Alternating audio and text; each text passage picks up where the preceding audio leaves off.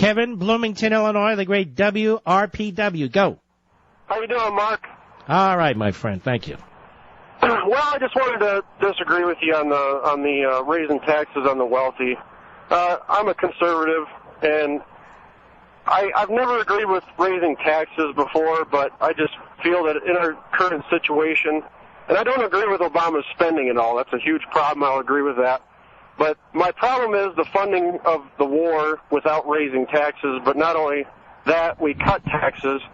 And if you look at the marginal tax rate during World War II. You're not a conservative, 91%. And I'm going to tell you why you're not a conservative. If everything you say is true, then why did Obama push through Obamacare? I don't agree with Obamacare. I don't care. You're not. That's not my point. My point is you're sitting there and say, look at the tax rate. We didn't pay for the war. We're not paying for anything. See, it all goes into the same pot.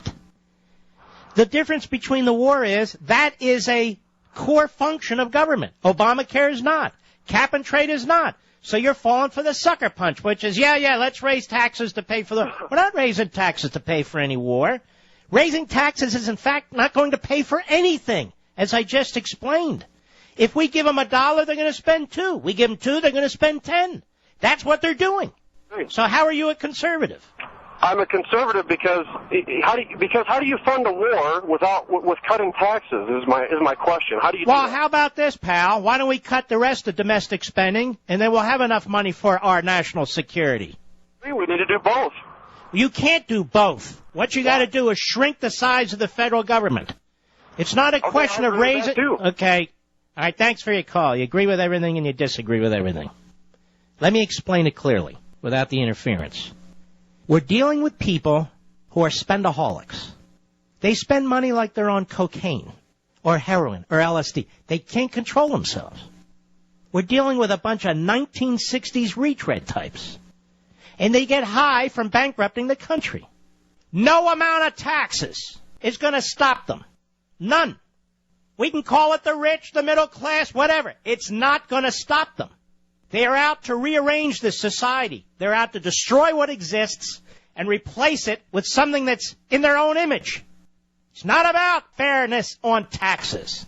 And I resent people who throw in our military and our national security efforts, whether you agree with them or not, with redistribution of wealth policies and Obamacare and all the rest. We have plenty of money to pay for the core functions of government. We will never have enough money to pay for liberalism. Do you understand? So raising taxes is not a good government thing. Raising taxes isn't going to balance crap. Raising taxes means that you are going to take more of your labor, which you earn with your hands and your head, getting up early in the morning, coming home at night, sitting in traffic, driving a truck from one end of the country to the other, going in a coal mine, working on an assembly line, working in the oil patch, whatever you do, farming your land. You're going to pay more of your money to the government, not to balance a budget, not to pay for our military, so they can piss it away.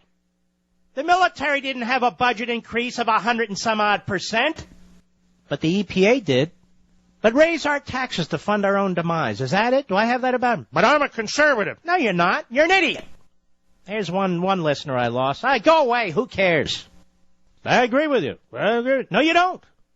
You don't earn enough money. We don't, as a nation, earn enough money, all of us, to pay for this. That's why they deficit spend.